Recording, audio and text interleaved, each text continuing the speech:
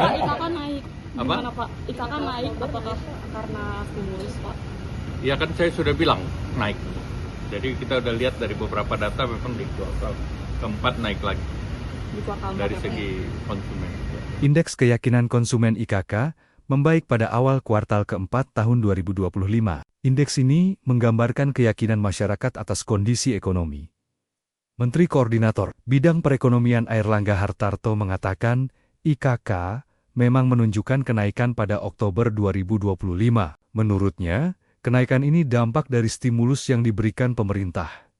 Berdasarkan data Bank Indonesia, IKK pada Oktober 2025 tercatat sebesar 121,2 poin, naik dari 115,0 poin pada September 2025. Komponen IKK yang mencakup indeks kondisi ekonomi. Saat ini, IKE dan indeks ekspektasi konsumen juga masing-masing naik, menjadi 109,1 poin dan 133,4 poin.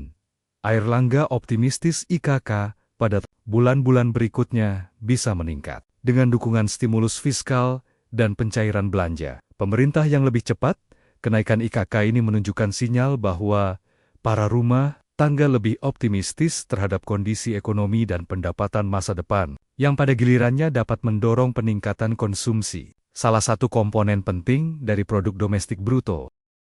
Pak, IKK naik. Apa? Gimana Pak? IKK naik apakah karena stimulus Pak? Ya kan saya sudah bilang naik. Jadi kita udah lihat dari beberapa data memang di kuartal keempat naik lagi Di kuartal dari empat, ya, Pak? segi konsumen. Pak, soal redenominasi ini kan jadi masuk prolegnas Pak. Kalau dari Kemenko sendiri namanya gimana Pak? Ya kita belum bahas, tapi tentu nantilah kita belum bahas. Tapi nanti dampaknya ke inflasi gimana Pak? Akan Ya, naik. pasti akan berdampak. Berarti menaikkan inflasi Pak? Kita belum bahas ya. Masih. Masih Pak.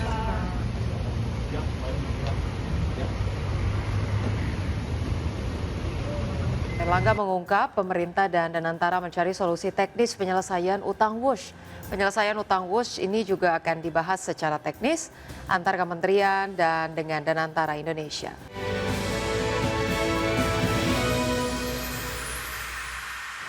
Selamat pagi Wiki. Selamat Jumat pagi cerah. Ocha.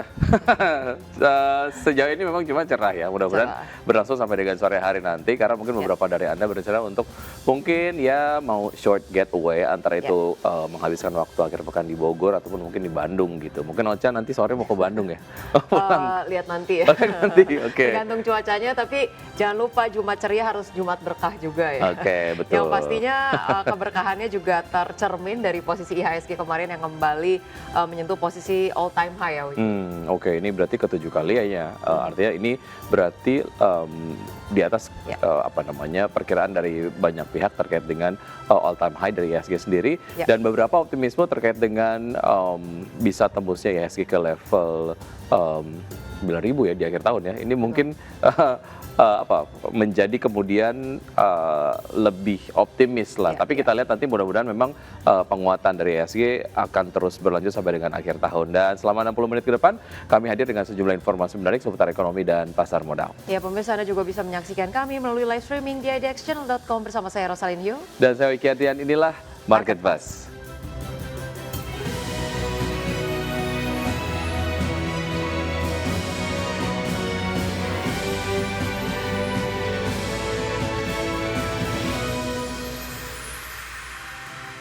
Oke, kita awali Market Buzz dengan informasi dari isu viral yang pertama. Menteri Koordinator Bidang Perekonomian Airlangga Hartarto optimistis jika Danantara Indonesia mempunyai banyak solusi untuk menyelesaikan permasalahan terkait dengan utang proyek kereta cepat Indonesia-China atau WUSH. Ya, Erlangga mengungkap pemerintah dan Danantara mencari solusi teknis penyelesaian utang WUSH. Penyelesaian utang WUSH ini juga akan dibahas secara teknis antar kementerian dan dengan Danantara Indonesia. Oke, solusinya berarti dari berbagai macam pihak ya. Kalau beberapa waktu yang lalu kan menyeruak ya dari APBN aja gitu. Tapi kemudian dari Menteri Keuangan sampaikan ya dari Danantara aja gitu. Akhirnya ada jalan tengah mungkin dari pemerintah in terms of APBN mau kasih untuk membayar utang dari Danantara, dan juga dari Danantara maksud saya utang dari Wush ya. Ya, ya. Dan Danantara juga akan ikut membayar begitu. Baik, kita lihat komentar yang disampaikan oleh followers dari Instagram IDX Channel mengomentari berita yang satu ini. Dan komentar yang disampaikan oleh Budi_KK, percaya Pak aset Danantara kan 1.000 triliun, jual aset buat bayar utang katanya. Oke, kemudian dari @Sapta Morgana, please Pak jangan bebankan APBN karena skema awalnya B2B. Oke, baik. Berikutnya ada art_istimewa. Kalau memang banyak solusi langsung eksekusi aja katanya. Baik, itu yang kemudian juga ditunggu oleh masyarakat ya. Ada.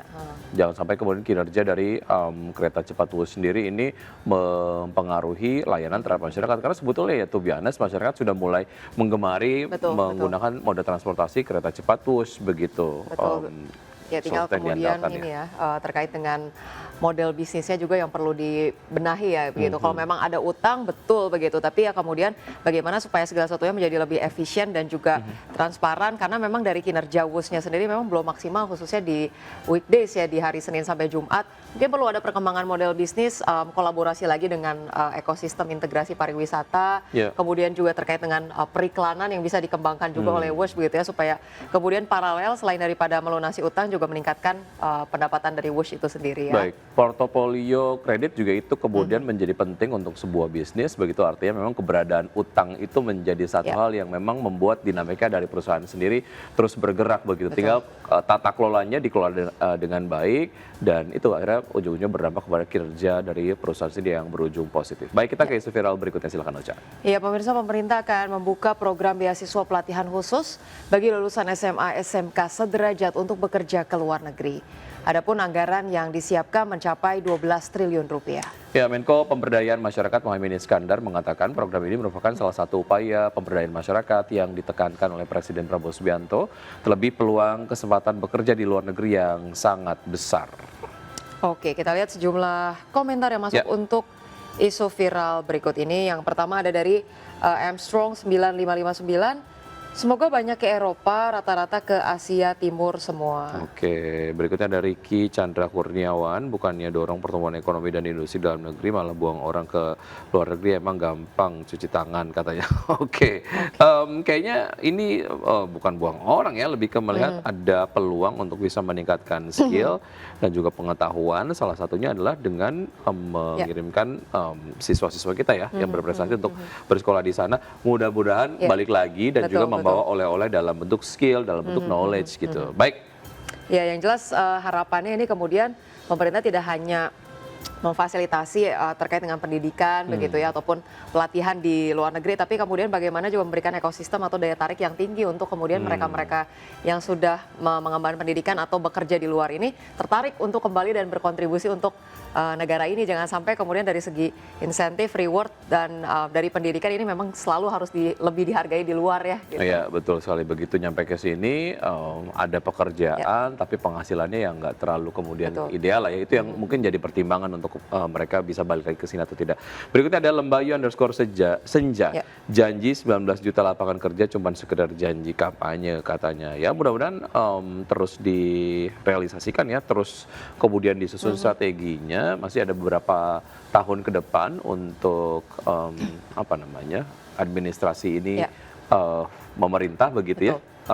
Kita tunggu aja realisasi dari berbagai macam janji kampanye yang memang sempat disampaikan kepada masyarakat pada saat Pilpres beberapa waktu yang lalu.